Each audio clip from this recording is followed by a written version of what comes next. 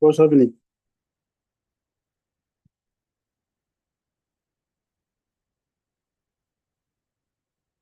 Skill in taking the milk off the fire, but you will be praised more.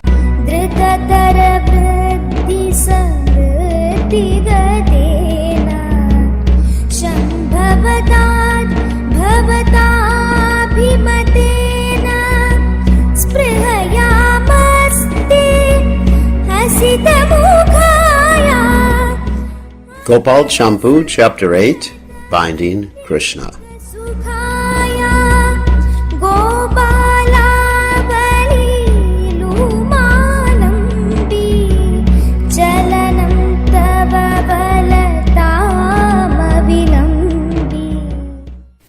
When the cowards seated themselves in the assembly on another day, in the early morning, Snigdhakanta spoke as follows. Once at the end of Kartik month, joyful Yashoda saw that Krishna was sleeping with his eyes, which were beautiful as blue lotuses, closed. Caressing him gently with her hand, as he lay on the bed, she let him sleep. Slowly leaving the bed and going outside the room, she quickly tied up her cloth to engage in household chores in the early morning and began churning yogurt. On that day, Rohini mounted a chariot with Balaram and went to the house of Upananda by a special invitation as if pulled by ropes of affection. The affectionate servants came to complete their work. They were busily engaged because of a great festival of Indra traditional in the family, respected by all people, which would be held at the beginning of the last month of the year, Magha Shirsha. While the servant women were arriving for their jobs, Yashoda was carefully engaged in churning the yogurt and singing while thinking that today her son was sleeping late. Absorbed in her son, she began singing about his pastimes while gazing at his face. Shukadev has said, one day when Mother Yashoda saw that all the maidservants were engaged in other household affairs, she personally began to churn the yogurt. While churning, she remembered the childish activities of Krishna, and in her own way she composed songs and enjoyed singing to herself about all those activities. She had a belt shining with jewels on her blue swaying cloth, and was decorated with attractive jingling bells. She churned the yogurt with her two hands repeatedly while looking at the face of her son, who was just beginning to open his eyes. Her song, O Tilak of the family of Nanda, you are living in Braj. Since the people here have done hundreds of pious acts, you have given them great happiness. Seeing your actions, the eyes become joyful. By the great festival arising from this bliss, you give bliss to all the cowards, O King of Gokul, filled with the auspicious action of killing Putana. You engage in auspicious acts after overturning the cart, which destroyed the steadiness of our hearts. The Supreme Lord has brought you back after he killed the whirlwind demon. You crawl about in the beautiful yard. Lotus-eyed child, you are the greatest piety. You show the greatest skill at dancing and playing. You appear most attractive when you hold on to the calves' tails. You show false greed in arguing for fun with the elders. O Krishna, always give happiness to me, your mother. Stay in this house always. Please reveal your playful antics and quickly grow. You showed the power of the Lord, causing astonishment and showing the universe within you. May your body remain without old age and death and become the cause of joy by worshiping the Lord.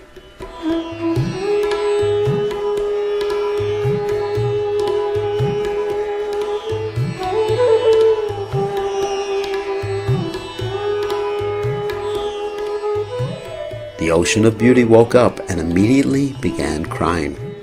Getting up, he went to his mother. He appeared to his mother and others as follows.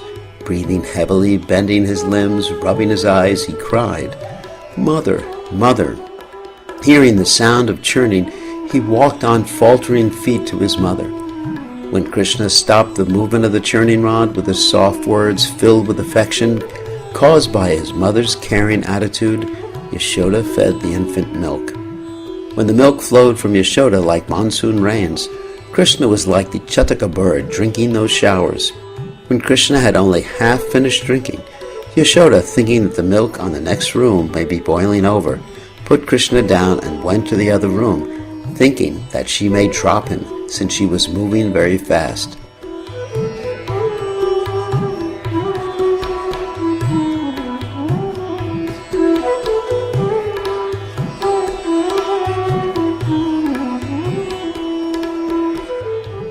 Madhukanta said, "How could this happen?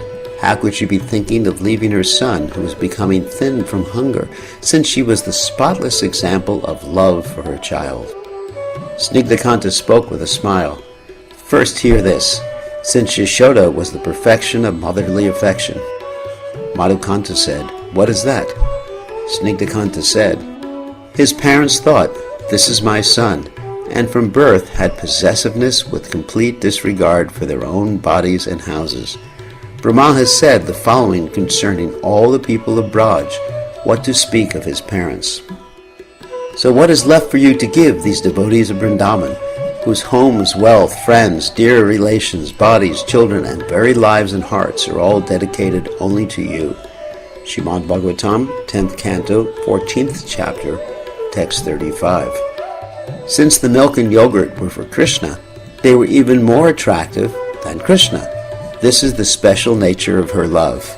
This was her way of thinking. Enduring great difficulties, she was not aware of her household chores that should be done. She thought more of Krishna as her son than her body and house. Making Krishna the object of her compassion, she thought that her duty was to serve Krishna. Krishna also understood that her scolding and punishment were her show of affection. What more can be said of her affectionate caring for him? When the inhabitants of Braj became angry with him, it increased their love for him, just as sometimes the fire of lightning is seen in the thick cloud. The mother and son mutually benefit each other.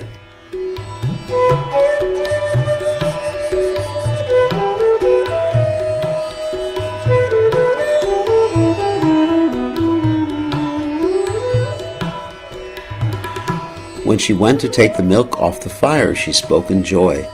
"I worship you with arati, but for a moment please protect the churning pot. After taking care of the milk, I will come as quickly as I can." While she quickly went from the churning place and then returned, the cloth covering her breasts completely sprinkled the path with milk. But because his desire was obstructed, Krishna became very upset. His lips red with anger, and tears flowing from his eyes, he began to cry. He broke the pot with some stones, but did not touch a particle of the butter. Poets describe this. The white moons of his teeth became red like his lips, and his eyes, like chakora birds, became filled with tears. With his two lotus hands he destroyed the yogurt pot, showing his strength. The yogurt within remained intact. Krishna then created another festival. He carefully took the ghee from the hanging pot and began eating it. He then took the ghee pot away through a side door. Carefully he struck the door panel to loosen the bolt and then entered the storeroom, bolting the door after entering. Using a wooden bed to climb, he stole the ghee and then fled while no one was looking. Yashoda, seeing the milk had thickened on the stove, took the pot off and quickly returned to her son. Knowing the type of actions of her son, she felt both anger and joy, and then smiled. Though she was worried at first, a message from the sky caused her to smile. The voice from the sky said, "The baby bee, being very thirsty, has not been fully satisfied with honey, and has thus broken the lotus bud. On breaking the lotus and seeing only the contents flow out, without honey, the bee has gone to another lotus and obtained honey. Moreover, you have shown skill in taking the milk off the fire, but you will be praised more for your ability to pacify the anger of your son." Hearing this, she smiled. Seeing his footprints of buttermilk, which indicated the path of his theft, by her own means she was able to unbolt the door and then acted as follows. When Yashoda left the room and saw that her son had made mischief, she followed him and then saw him as he was looking around with fearful eyes. He was moving his eyes about. "I have stolen the ghee, and my mother will see me. How will I meet her gaze?" Fearing her, he moved his eyes from ear to ear. He overturned a mortar and sat on it while feeding monkeys as his eyes moved here and there. Seeing him do this, Yashoda smiled slightly and became filled with astonishment. She silently approached in order to catch her thieving son, but seeing her, he began to flee. It is well known that a thief has 100 eyes, whereas the owner of wealth has only 2 eyes. The proud monkeys became full from eating the butter. Yashoda took a stick and, covering it with cloth, approached. Seeing her, he quickly climbed a tree. She ran after her fleeing son, but the flowers fell from her bound hair. "King of thieves, where are you going?" His beauty increased by his indistinct smiling and crying. She pursued him to catch him, but she could not catch him, just as a group of clouds going west by the wind cannot catch a small cloud going to the east. He ran where he thought his mother could not follow him. Thinking no one else was around, she followed him. When he ran without looking back, she could not catch him. When he looked back in fear, she was able to catch him with her hand. He used his eyes to try to find some way of escaping, and began weeping to remove his mother's anger. He made his body falsely tremble out of boldness, but he could not wipe out his bad behavior. When she came face to face with him, he tried to cover his ghee-soaked limbs by smearing himself with dust. Seeing this, Yashoda said, "If you want to steal in this house, then look at this stick in my hand." When her lotus-eyed son was overcome with fear on hearing this, she threw down her stick. "Mother, do not beat me." With a hidden smile, she said, "But you are a thief." In this way, a quarrel began.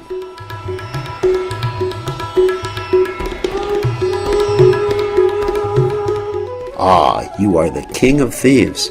Your father's lineage is all thieves." In this way, the mother argued with the infant who had stolen the ghee. How did the yogurt pot break? It was the Supreme Lord's stick. Who gave ghee to the monkeys? He who created monkeys gave it to them. I think that you always taste and eat the fresh ghee meant for sacrifices.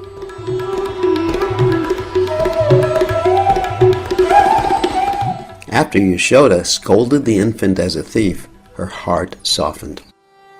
Smiling, but with anger, she said, "You should tell your secret and give up your pride."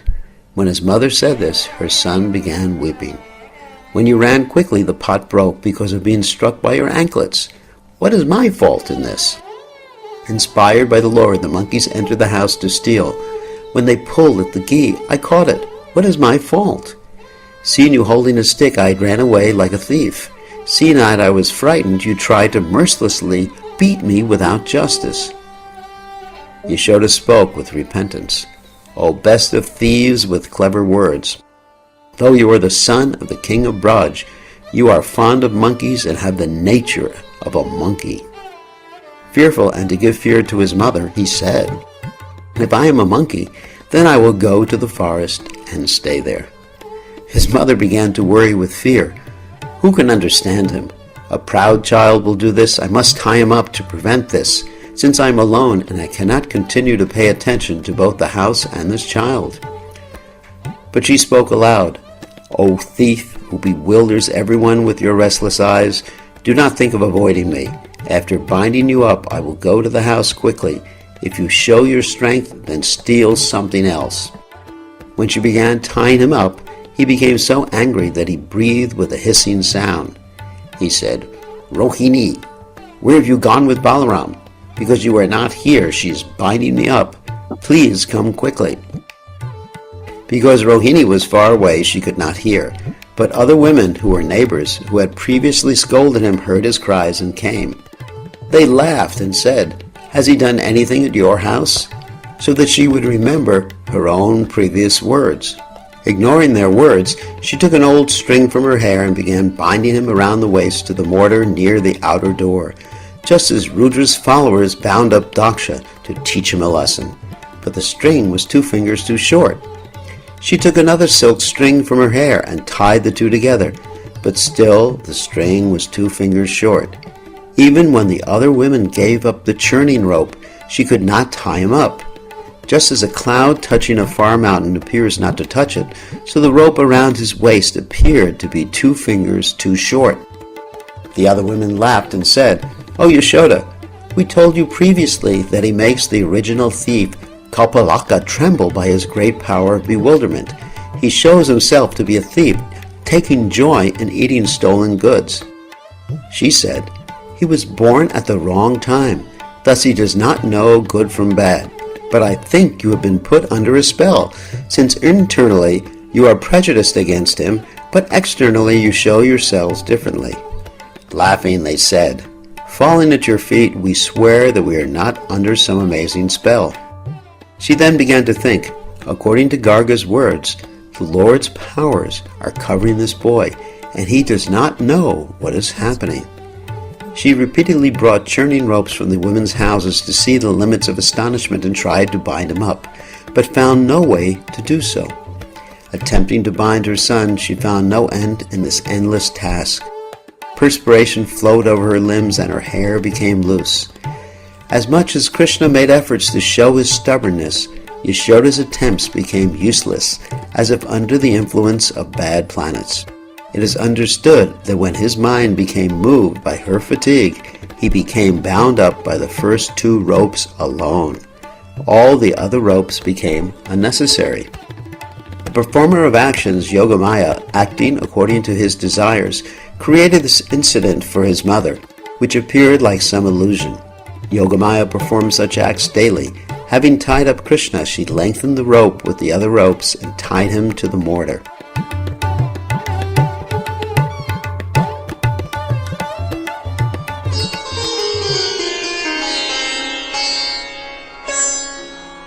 Having tied him up and showing harshness to him to teach him, his mother went to do her household chores with the other women who were laughing.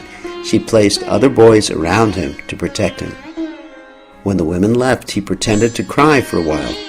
Then he became joyful at the prospect of moving the mortar to many places. Though he was tied up, with great faith, increased by being surrounded by the boys, he played with them while smiling, moved the mortar bit by bit, while they also laughed. He then had them go to the empty houses of the women and steal the butter hanging in pots. But he did not desire to free himself from the mortar using his hands or any instrument, in order to give joy by pulling the mortar. Then he saw the 2 Yamala Arjuna trees situated near the town gate, whose leaves were dancing in the wind. Gradually he made his way towards those trees. Snigdhakanta, in freely describing this incident of breaking the 2 trees, wanted to show not the Lord's power, but something else. Then, desiring to go to another place, he went along the path between the 2 trees, but the path was narrow between the trees and sloped down. The mortar became stuck between the trees. Desiring to pull down the 2 trees, he started pulling hard. A terrible sound arose from the trees, and he pulled the 2 trees down. All the inhabitants of Braj, other than the deaf, could not maintain their composure on hearing that sound. What was most astonishing, however, was that Krishna had broken the 2 trees, which were as hard as thunderbolts, but he could not break the bondage of affection he had with his mother. Poets praise this. I praise the child cared for by the women of Braj. He has a dark complexion, and his ankle bells jingle. He gives joy when he crawls. He produced a rough sound as he pulled the mortar over the earth. His eyes became restless as the curious, thunderous sound of the falling Arjuna trees.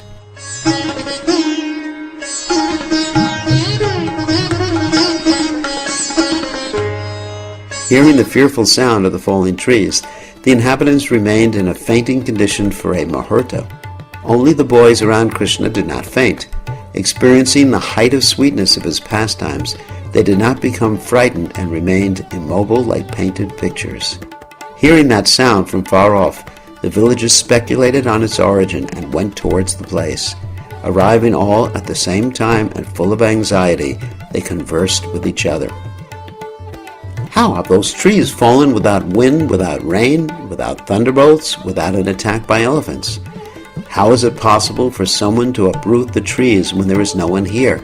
For that reason, everyone fainted on hearing that loud sound. They noticed that Krishna was near the trees and that he was smiling. Pulling the mortar, he was experiencing bliss in his actions. They surrounded him, saying, "How did this happen?" Seeing his father coming from behind, Krishna began crying. His frightened father smiled in order to comfort the child and then untied him. Kissing the child's face, he repeatedly asked what happened, though he knew the cause of his being tied up.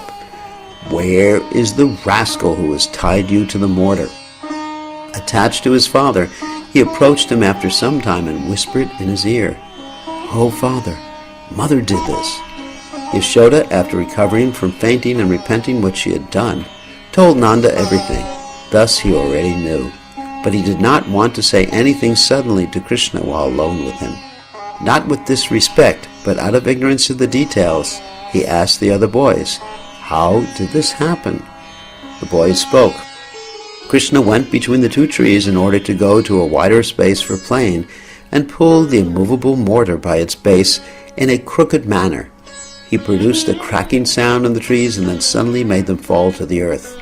Then two people like fire, decorated with bracelets, crowns, and earrings, emerged from the broken trees and offered respects in all directions. They praised Krishna. The two then departed for the north. Hearing this, all the people with parental feelings, including Nanda, dismissed it as children's talk. Others, however, could not remove the doubt in their hearts. Gradually, one by one, others came and joined Nanda. Holding Krishna on his chest, he went to the Yamuna river to perform his daily rites. Taking a bath with his son, he had Brahmanas chant auspicious prayers, and after dismissing them with great gifts, returned to his house to take his morning meal.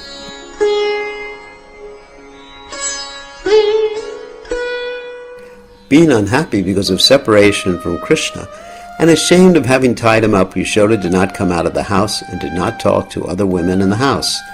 When the other women left, Rohini, who solves all problems, surrounded her along with the respectable kitchen assistants. Nanda brought Krishna and Balaram and ate his meal with them while engaging in affectionate soft talk. He relaxed with the two who were supreme bliss incarnate for the two Muhurtas. His heart was satisfied, as if lying on a soft bed. He went to the cow shed at the time the cows came and supervised their milking. Bringing white sugar from the house, he had the two boys, along with his friends, drink the most beneficial milk fresh from the cows as a substitute for breast milk. He taught them how to write some letters. Entering the house, he met with others to have his evening meal.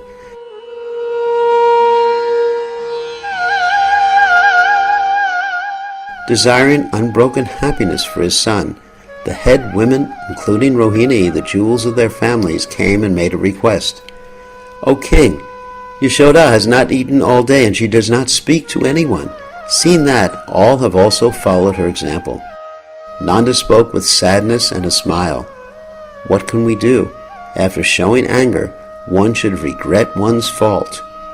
They said with tears in their eyes, "Ah, she is very soft internally and externally. She will be devastated by your words." Slightly smiling, Nanda then asked his son, "Will you go to your mother?" Krishna said, No, I will spend my time with you." Then the wives of Nanda's elder brothers said, "Whose milk will you drink?" Krishna said, "I will drink fresh milk from the cows mixed with sugar." They all said, "Who will you play with?" Krishna said, "I will play with my father. I will bring my brother also." Nanda said, "Will you not go to your brother's mother?" Angrily, Krishna said with tears in his eyes, "She left me and went away." Hearing this, Rohini, with tears in her eyes, said softly, "O son, why are you so harsh? Your mother is suffering." Not listening to her words, Krishna with tearful eyes glanced at his father's face. To attract Krishna, Rohini gave a signal to Balaram. Balaram went to Krishna and held his hand.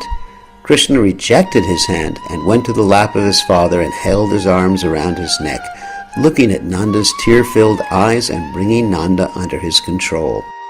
Seeing Krishna's internal affection for his mother, Nanda raised his hand as if to beat Yashoda in order to reveal Krishna's affection for her.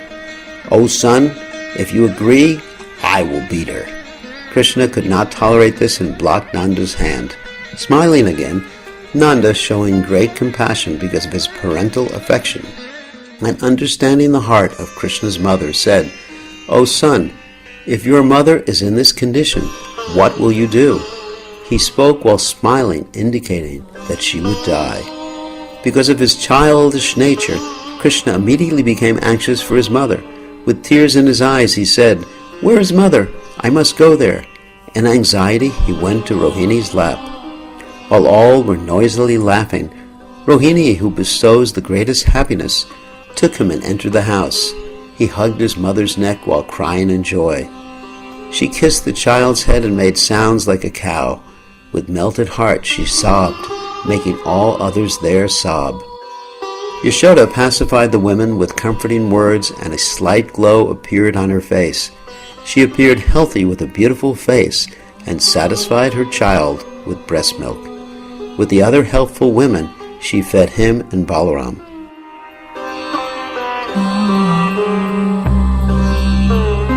For 3 days after the incident, being reserved, Yashoda did not show herself to Nanda, but on another day Krishna, on the order of his father, brought her to him, holding the edge of her cloth.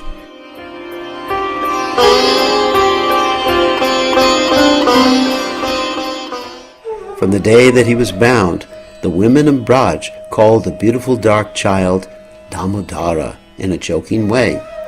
What poet amongst all the people in this world can describe Yashoda, whom Shukadev Goswami has said is much superior to Brahma, Shiva, and Lakshmi?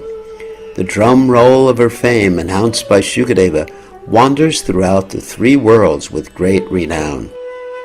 Neither Lord Brahma nor Lord Shiva, nor even the goddess of fortune, who is always the better half of the Supreme Lord, can obtain from the Supreme Personality of Godhead, the deliverer from this material world, such mercy as received by Mother Yashoda. Srimad Bhagavatam, 10th Canto, 9th Chapter, Text 20. Balaram said to Krishna with anticipation, "O brother, do you remember that you said we could live in the big forest?" Krishna said with a smile, "Oh yes, we will go and play there." Finishing the story, Snigdhakanta said, "O king of the cowherds, a son has been born to you who transformed the trees into celestial devotees." All the assembled people, realizing their joy from these narrations, then returned to their homes.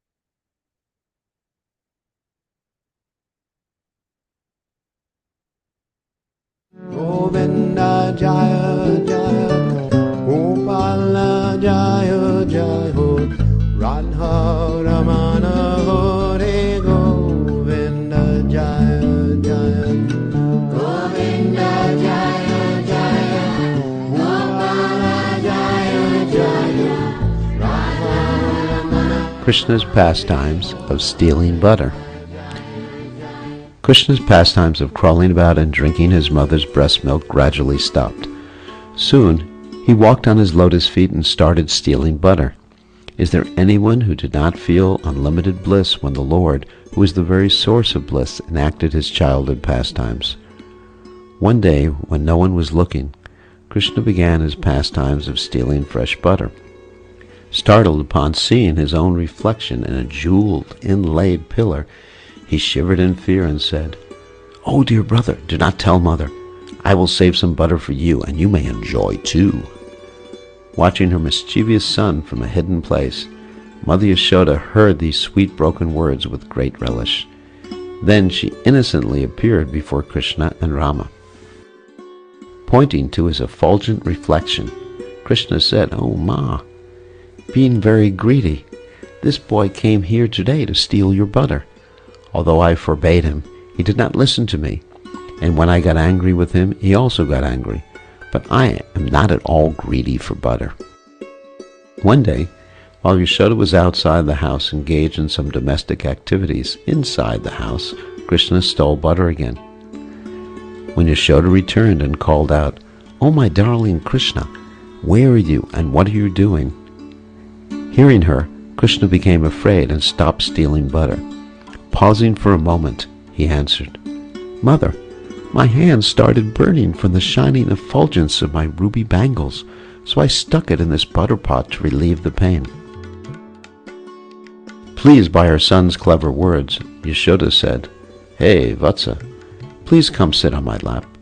Oh, my darling, show me the burns on your hand." Then Yashoda kissed Krishna's hand and consoled him, saying, Look, your hand has been burned, so let me remove these ruby bangles." On another day, Krishna cried and rubbed his eyes with his flower bud-like palms. In a choked voice, he uttered unintelligible phrases. Even though Yashoda had previously scolded Krishna for stealing butter, this time she wiped the tears from his eyes with the edge of her sari. While tenderly caressing Krishna, she said, "Hey, Lala, all of our stock of butter actually belongs to you alone." One night, the soothing rays of the full moon illumined the courtyard of Nanda's house. Yashoda sat there talking with some elderly gopis while Krishna played nearby, gazing at the moon. Sneaking up behind Yashoda, Krishna removed the veil covering her head, loosened her braid, and patted her on the back to get attention with his butter-soft lotus palms. His voice choked up as he continually cried. Yashoda's heart swelled with maternal love, so she indicated with a glance that her friend should attend to Krishna. With great respect and affection, the gopis enthusiastically lifted up Krishna and asked, "Oh, darling, what do you want? Do you want some kheer?" Krishna replied, "No, no." "Do you want some thick, creamy yogurt?" Krishna replied, "No, no." "Do you want some cheese?" Again Krishna said, "No, no. I want freshly churned condensed butter." The gopis continued, "Do not lament or be angry with your mother.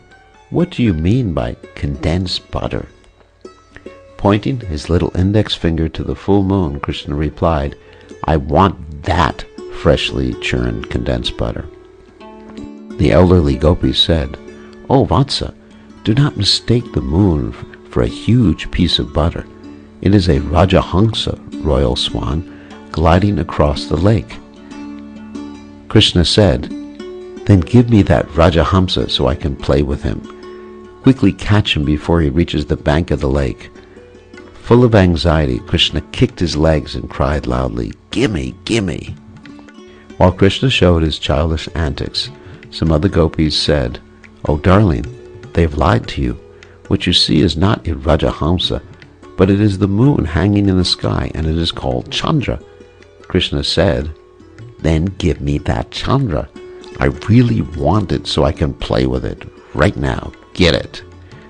Yashoda placed her crying son on her lap and comforted him. "Actually, it is fresh churned butter. Definitely it is not Rajahamsa, nor is it the moon. Regardless, I can never give it to you. Just see, by chance or by the arrangement of Providence, it has a poisonous spot on it. Although it looks very tasty, no one in this world can eat it." Then Krishna said, Mother, why is it stained with spots of poison? What is poison anyway?" Seeing a change in Krishna's mood, Mother Yashoda embraced him and spoke in a gentle, sweet voice. "Listen attentively, my dear son.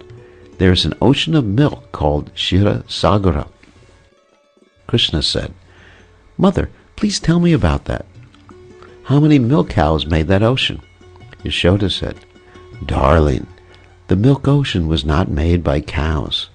Krishna said, "Mother, you are lying to me. How can there be milk without cows?" Yashoda, "The one who gave cows the ability to produce milk can also make milk even without cows." And Krishna said, "Who is he?" Yashoda said, "He is the Lord, the cause of creation. He is Bhagawan. He is immovable and all-pervading. Although he is everywhere, I cannot show him to you." Krishna said, "Well, Mother, are you telling me the truth?" Yashoda said, "Long ago the demigods and demons had a fight. To favor the demigods and bewilder the demons, the Lord churned the ocean of milk. Mandara mountain served as the churning rod, and Vasuki, the king of the serpents, offered his body for the rope. The demons and demigods stood on opposite sides pulling that rope." Krishna said, "Mother, Did they churn the way the gopis do? Yashoda said, Yes, my son. The churning of the Ksira Sagara produced a poison named Kala Kuta. Krishna said, Mother, how did churning milk produce poison? Only snakes have poison. Yashoda said, Darling, Mahadev drank that poison, but the snakes drank the drops of poison that fell from his mouth. As a result, they now have poison. The poison rising from that milk is also the energy of the Lord. Krishna said, Yes, mother, that is indeed true. Yashoda said, Darling, this condensed butter you are seeing in the sky is produced from that Ksira Sagara. That is why the moon is spotted with the remnants of that poison. Look carefully, do you see it? Therefore, do not try to eat that butter, but please take my freshly churned butter instead. After hearing this description, Krishna felt sleepy, so Mother Yashoda put him to rest on an opulent golden bed on a fluffy soft mattress whiter than powdered camphor. The next morning, Yashoda brought butter, yogurt, and other eatables to Krishna's room.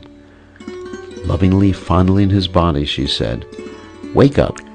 My God, you seem to be weak from not eating sufficiently yesterday. After Krishna awoke, Yashoda cleansed his mouth with scented water. Then she offered him a golden plate full of butter, yogurt, and other delights, while saying, "O my beloved son, please take whatever you like." Krishna replied, "Mother, I will not eat anything you have brought me.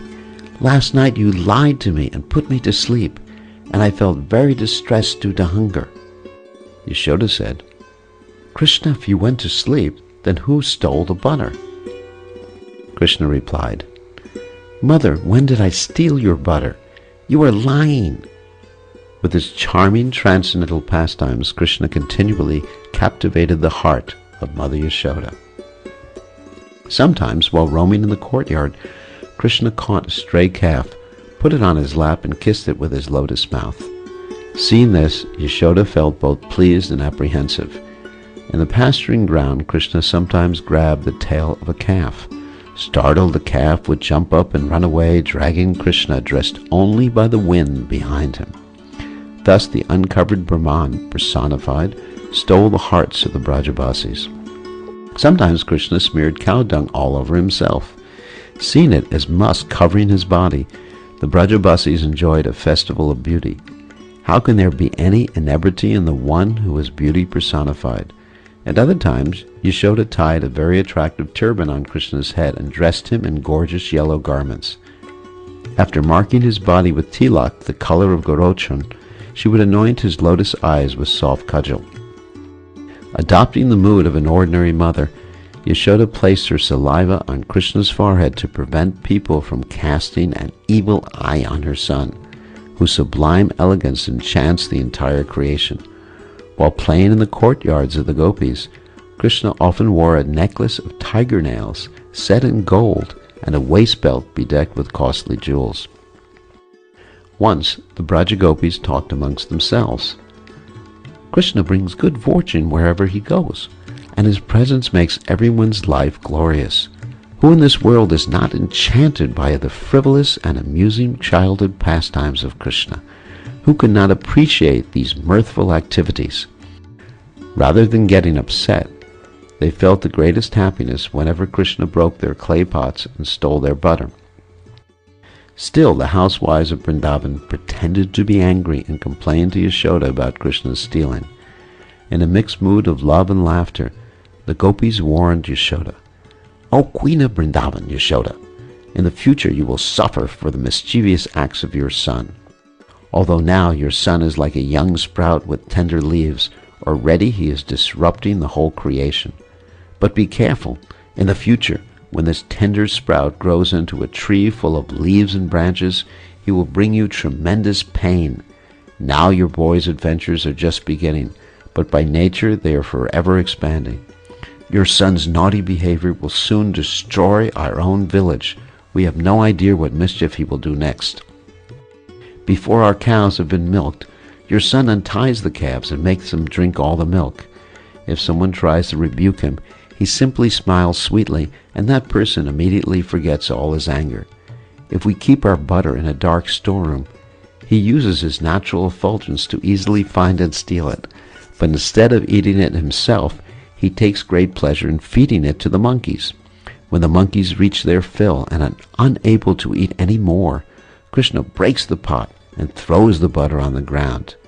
He catches the butter pots which are beyond his reach by stacking many small tables on top of each other, climbing them and extending his arm to grab the pots. Krishna is always stealing our butter and yogurt. If someone tries to stop him, he immediately drops the food on the ground and quickly escapes. If by chance a housewife captures him, Krishna twists her wrists and runs away. Then from a safe distance he yells back, "Hey, just stay where you are. If you come any closer, I will give you even more trouble by teasing your babies and making them cry." If someone calls, "Hey, thief, stop!"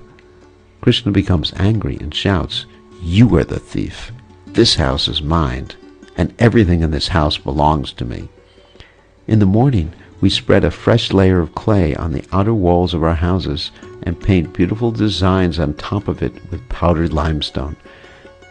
Then your son Krishna comes along to spoil everything by throwing dirt all over our houses. In front of you, Krishna is so quiet and well-behaved, but when he enters our homes, he acts frivolously, steals our food, speaks sharp words, and becomes angry and greedy. In this way, the ladies of Vrindavan, pretending to be angry, made many complaints against Krishna, but in reality Krishna's joyous pranks filled everyone with pleasure.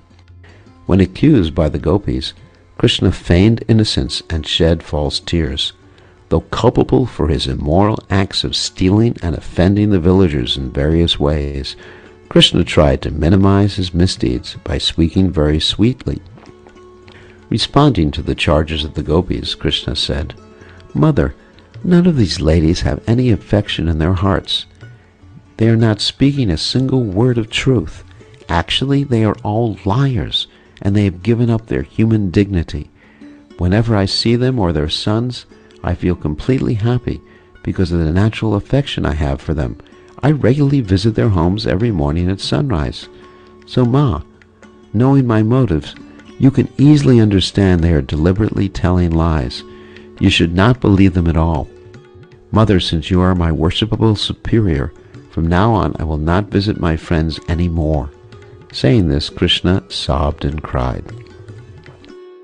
Rajeshri Yashoda put Krishna on her lap and smiled shyly at the gopis in order to conceal her real mood.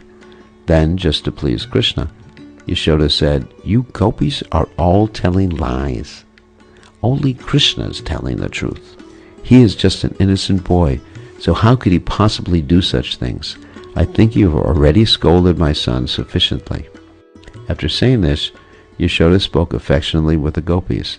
Then, as a friendly gesture, Rohini applied tilak to their foreheads and sent them home. After the departure of the gopis, Yashoda, who was expert in the laws of etiquette, spoke to Krishna. "My son, because of greed, you performed many improper acts in the homes of our friends. Although in your own home such behavior is acceptable, in the home of another it is totally unbecoming. O beautiful one, these deeds of yours were not good at all. From now on, just stay here and play." After instructing her son, Yashoda caressed him lovingly. Just then, Prajaraj Nanda arrived and brightened the room with his favorable feelings. Nanda spoke pleasing words to encourage and pacify his charming son. "O Vatsa, come sit on my lap."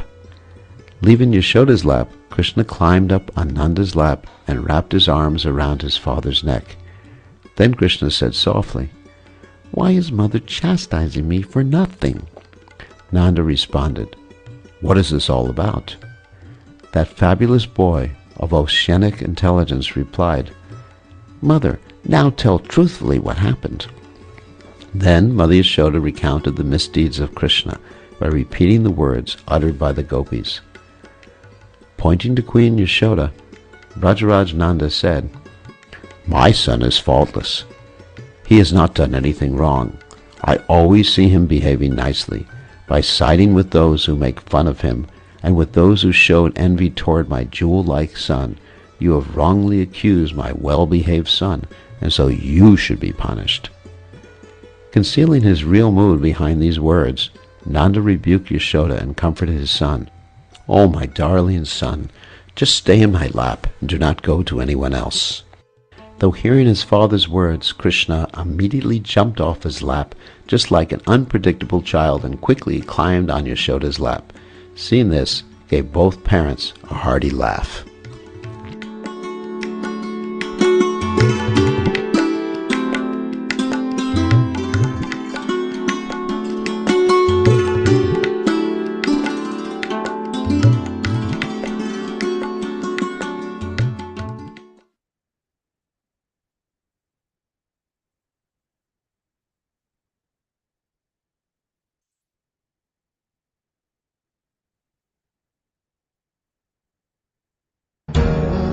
Vishwaram Sachidanandurupam Lasatkundanam Gokule Vrajamanam Yashodaviyolukanadavamanam Paramrishtamadhyanta Dorujagopya.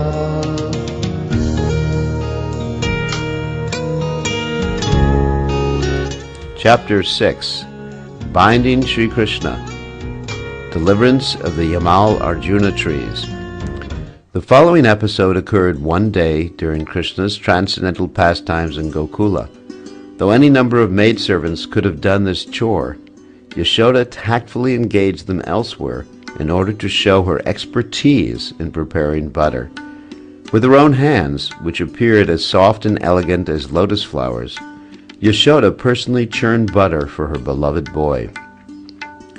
The beauty of her delicate arms put lotus stems to shame. As she rhythmically pulled the ropes back and forth, the jingling of her emerald-studded bangles resounded like the bells on the feet of a dancer. As Yashoda's hair loosened and became wet from the exertion of churning, it looked like the open tail feathers of a jubilant peacock. When her hair braid untied, the jewels, flowers, and peacock feathers decorating it fell on the ground. As shooting stars beautify the dense darkness of night, similarly these falling items increased the beauty of the earth. The necklace on her raised breast swung back and forth with the movements of her blouse. The shining effulgence emanating from her jeweled earrings appeared like a constant flow of nectar. Bathed in the sweet mellow of maternal affection, Yashoda's neck and shoulders looked exceedingly beautiful. The ornamental belt surrounding her highly raised hips appeared captivating. The radiant gems and tinkling bells on that belt further increased its elegance. Drenched in a river of devotional perspiration, Yashoda's delicate body looked delightful. The sweetness of this scene defeated the beauty of seeing a swarm of intoxicated bees buzzing over a blooming lotus flower.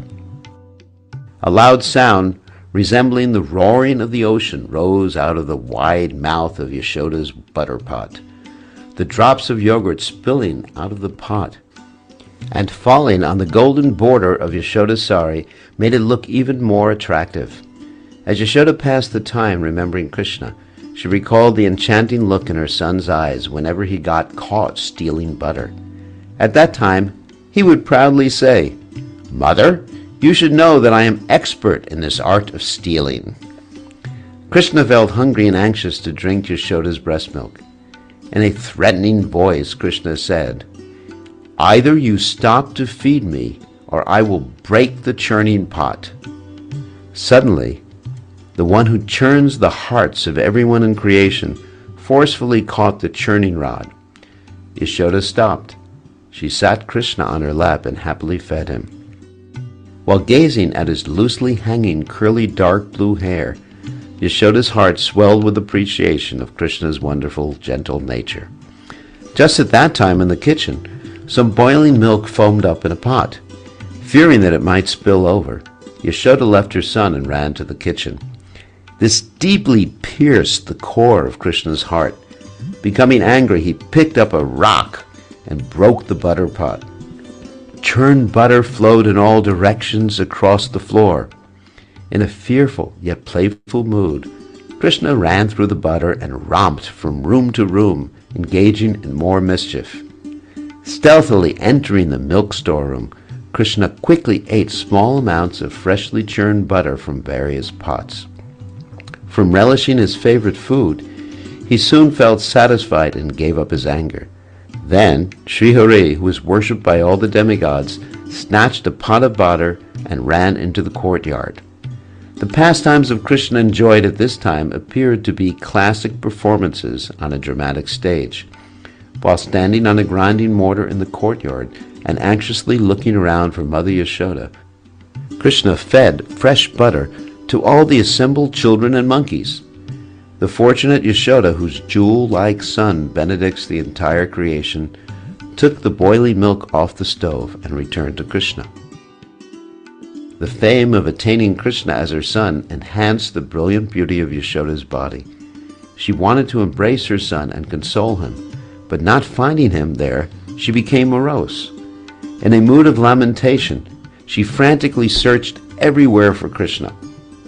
She found some broken pots emitting innumerable streams of yogurt that flowed across the floor, making it slippery and white in color. Out of anger, Krishna had smashed many clay pots, which now lay strewn on the floor in hundreds of pieces. Mother Yashoda thought, "Alas! What has happened? Why is this yogurt pot broken?" At first she could not understand, but upon seeing a small rock, she concluded that Krishna had perpetrated this naughty act. With a look of surprise, Mother Yashoda touched the tip of her nose with the index finger of her beautiful left hand and thought, "How could my child show such impudence? I tried so patiently to train him properly, so how could he behave so horribly?" Although no impurities resided in her heart, Yashoda appeared to manifest a special form of motherly pride. Showing false anger, she thought, "The glories of my son's transcendental pastimes are unlimited.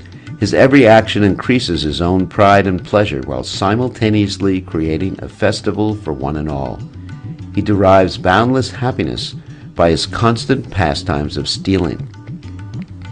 As soon as Krishna, who enchants the demigods with his beautiful body the color of a monsoon cloud, saw Mother Yashoda coming out of the house, he jumped up in fear and ran away as fast as possible.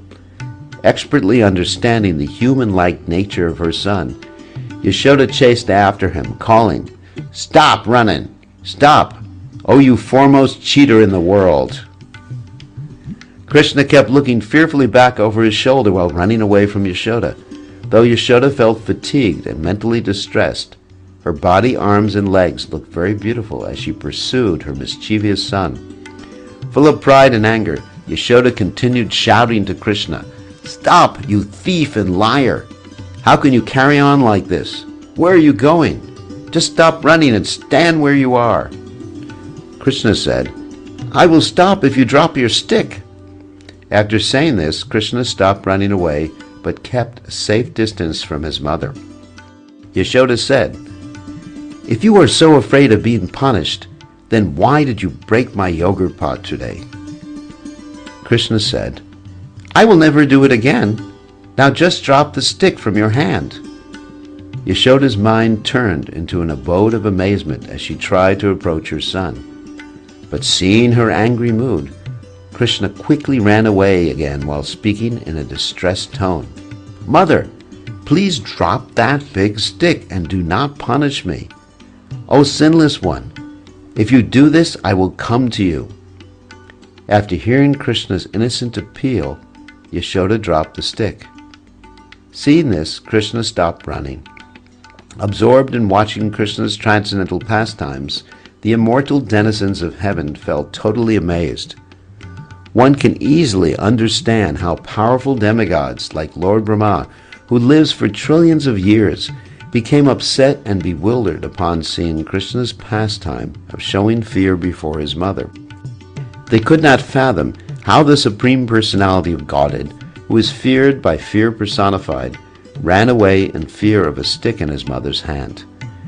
The fine hairs curling over Yashoda's face dripped with perspiration, and her blouse moved from her heavy breathing. Her hair hung loose from running, and her lotus face appeared exhausted. When she caught Krishna's hand, he said, "Mother, please do not beat me." While saying this, Krishna rubbed his tear-filled lotus eyes with its delicate palms, which resembled the petals of a fresh lotus flower. With a choked voice, Krishna slowly uttered some sweet yet indistinct words that came out from his beautiful mouth, like drops of nectar falling from the full moon. Indeed, it was a marvelous sight to see Krishna becoming overwhelmed in fear and crying helplessly.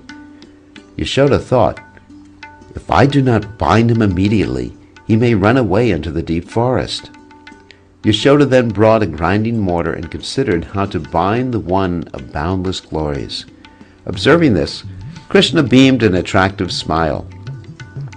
Yashoda ordered some maidservants, "O Korangavati and Lavangatavati, fetch some smooth, soft rope made of jute." The attempt of Brajeshwari Yashoda to bind Krishna, the ever-well-wisher of the whole creation, immersed her in an ocean of joy. Soon, many opulently dressed elderly gopis, the embodiments of limitless motherly affection, came there along with several curious boys with clean, beautiful, curly hair. Mother Yashoda tied many ropes together, but they always measured 2 inches too short. Surprisingly, no matter how many ropes she collected, they remained 2 inches too short. She said, "Alas, this small distance seems to have become as vast as Brahma's universe. The Supreme Lord enacts this pastime by his personal energy to display his unlimited power." Observing this wonderful incident, the elderly gopis tried to relieve Yashoda's anxiety by saying, "O Yashoda, you are the most blessed one in creation. A minute ago you tied a small golden belt around Krishna's thin waist, but now you cannot bind him with all the ropes in your house. Despite the number of ropes you tie together, they always end up 2 inches too short. There is some strange cause behind this phenomena, so you better stop trying to bind your son." In great astonishment, Yashoda addressed the gopis. "O Braja gopis, I have no more ropes, so please bring all the ropes stored in your houses." It was not out of fear that the gopis gave all their ropes to Yashoda, but they did so in order to see Krishna's glorious transcendental character and relish his blissful pastimes. Feigning anger, Yashoda took all the additional ropes and tried again to bind her naughty son. While enjoying the scene, the doe-eyed housewives of Vrindavan laughed quietly while secretly tasting a special joy in their hearts. All the blissful moods of spiritual love harmonized in Krishna's childhood pastimes. Though Krishna's hands were very delicate, his eyes soon pained from continually rubbing the tears falling from them. In a choked-up voice, he spoke some richly sweet words that captivated the minds of all. Finally, Krishna cried in a gentle, honey-sweet voice. Empathizing with Krishna, close friends like Subal also wept with their bosom friend. Yashoda's heart palpitated with her heavy breathing. Her hair loosened, and the flowers fell to the ground. Perspiring, tired, overwhelmed, her labors frustrated, Yashoda sat down to rest and figure out how to tie up Krishna. A short time later, she tried again to bind her matchless son. The elderly gopis, having lost all desire to return to their homes, stood motionless while staring at Krishna with unblinking eyes. Now all the ropes in Vrindavan joined in a fruitless attempt to bind the master of the universe. It is impossible to tie up bliss, wisdom, power, and consciousness, so how can anyone tie up Krishna, who is made of nothing but bliss, wisdom, power, and consciousness? How could Yashoda bind one who has no inside or outside, who is limitless, who has no beginning or end, who has infinite power, who is the totality of everything, who is completely full and beyond any contamination, and who is within and outside everything? Viewing the situation, the all-powerful Supreme Lord decided to bestow his mercy upon Yashoda. Even though Mother Yashoda eagerly desired to tie up Krishna, she met no success despite her total exhaustion. The endeavor of a devotee to bind the Lord can only be successful with the Lord's sanction. All of Yashoda's work now bore fruit because Krishna, out of compassion for her, suddenly allowed himself to be bound. Extending his mercy, he saved his beloved mother from further anger and frustration. Yashoda asked the assembled cowherd boys to watch Krishna to prevent him from untying himself and running away. Then Yashoda and the elderly gopis entered her private chambers. The moment Yashoda left, Krishna stopped crying, and his face assumed a peaceful and effulgent glow like the luminous moonshine. Krishna thought how to use his present bondage to fulfill a prophecy of Narada Muni. Previously, Narada had cursed two intoxicated and indecent demigods named Nalakuvera and Manigriva to become trees. Deciding to bestow his mercy upon them, Krishna dragged the grinding mortar tied to his belly along the ground toward those two trees. Krishna's playmates cheerfully followed him. From a distance, Krishna saw the two trees connected at the root. Similarly, a student will understand that Prakriti and Purusha originate from one source. As Karma Kanda and Adiranjana Kanda are separate paths, the two trees had different trunks. The Sama and Yajur Vedas have various divisions, and similarly, the two trees had many branches. As a great king has the qualities of valor and achievement, as a mountain range possesses steadiness, and as a cluster of clouds is laden with showers, similarly, these two trees displayed an abundance of natural opulence. The demigods embodied in the two trees had become purified by suffering many years in that way, just as clouds abound in the rainy season and as water becomes clear and pure in autumn. As the universe is vast and broad, these trees stood stout and strong. Known as a pair of Arjuna trees, they reminded everyone of the great heroes, Arjuna and Kartavira Arjuna. Like Nakula and Sahadev, these two trees were also twins. Seeing Krishna moving towards the huge trees, his friend said, "Perhaps Krishna cannot tolerate the scorching sunshine, so he is seeking shelter under those shady trees." While his friend spoke thus, Krishna pulled the mortar over, and it got caught between the two trees. He who annihilates all pretenders appeared splendid with his curly hair hanging loosely over his shoulders. Though Krishna's body is pure and spotless, his character is colored with wonderful colors or rasa. With a slight jerk of the mortar, Krishna easily uprooted those huge trees in a moment.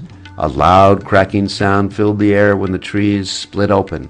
As a person pokes a hole in a clay pot, that unique vibration, which conquered all other sounds, raced through the sky to puncture a hole in the coverings of the universe.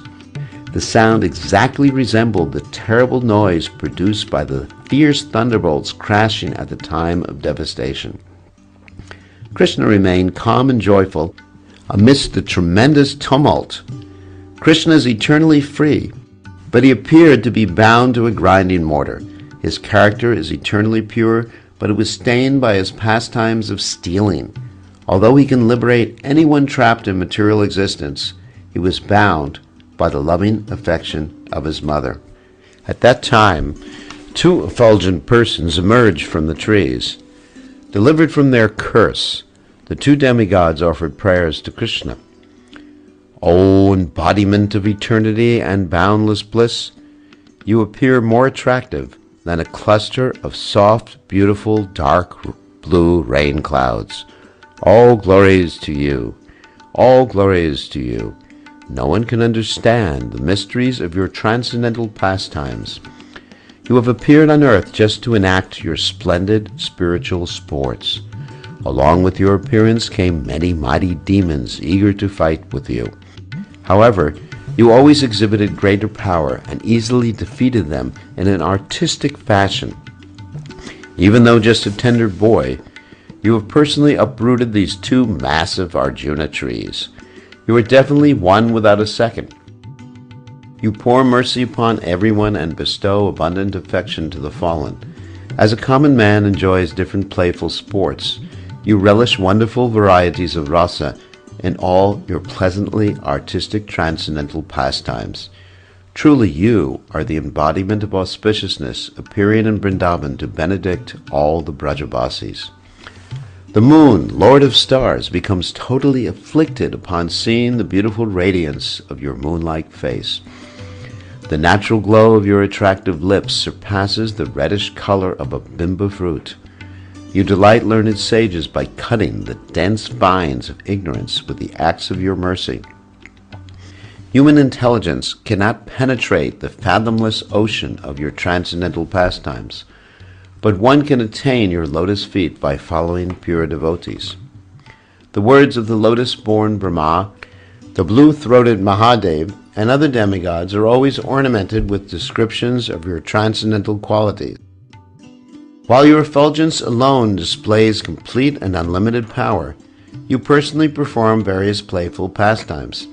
Strands of jeweled necklaces adorn your broad chest. Your face derides the purity of land lotuses. Although you appear in specific forms in all four yugas, you have as many unlimited names and forms as there are stars in the sky. As the white incarnation, your glorious deeds were pure and faultless. O Lord of the three worlds, you quickly satisfy the desires of all materialistic people who proudly proclaim, "This is mine."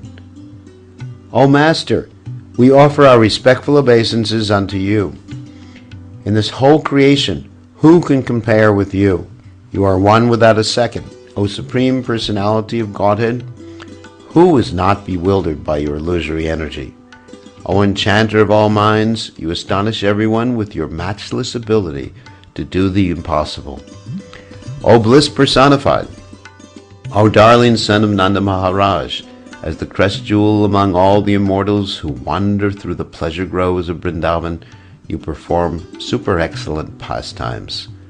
Though using the choicest Sanskrit shlokas, the best of sages fail to properly praise you. You exist simultaneously as formless bliss and bliss personified. In either gross or subtle forms, you alone exist everywhere. You exhilarate both your humble servants and the realized souls. The incessant stream of consciousness flowing from your lotus feet looks like a form of the nectarian Mandakini celestial Ganges. Please shelter us under your splendidly sweet lotus feet and destroy all attachments preventing this. O friend of the distressed, we have no desire other than the desire to touch the pollen dust on your lotus feet. Narada's curse turned into our greatest boon. Association with sadhus who intensely yearn for your service, therefore, always gives good results. May our words perpetually glorify you. May our minds be forever fixed on your lotus feet. May our ears be constantly absorbed in hearing your teachings. What more can we say? Now that all of our senses are engaged in pleasing you, we can relish the nectar of your loving service. Narada Muni, that saintly honeybee who always drinks the nectar of your feet, has released rain clouds of mercy upon us by his apparent curse. You, who display your attractive pastimes in thousands of universes, have kindly allowed such fallen souls as us to see them. O Lord, who can describe the immense fortune of your mother who bound you to this mortar? What more can we say? Even Lord Brahma, Lord Shiva, Indra, and all the exalted sages in the universe do not possess even a fraction of a grain of the good fortune of Mother Yashoda. O Omnipotent One, even the greatest Jnanis, Vedantists, and Yogis cannot understand you, but you quickly avail yourself to Prema Bhaktas, intent on hearing your transcendental pastimes as Nandanandana. O Lord, we want to become completely attached to your lotus feet. We beg you to please reveal within our hearts the right prayer to do this. Alas, show us how to live righteously by accepting the results of our good and bad karma. Praying thus, The demigods proceeded northward and disappeared. Then, the twin Arjuna trees crashed to the ground. Their falling created such a terrible sound that it deafened the village.